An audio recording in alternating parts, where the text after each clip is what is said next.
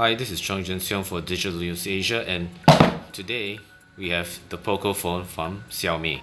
Let's take a look at what's inside this Pocophone. Okay, so this is all you're getting within the Pocophone after unboxing it. So you get your charger, USB-C.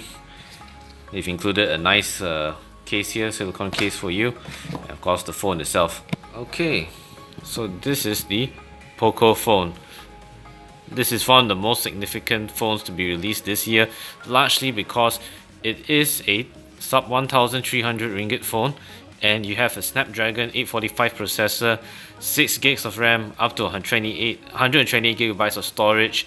You got a notch display here, you got dual cameras at the back, fingerprint reader, USB-C quick charging, 4000 milliamp battery inside this thing.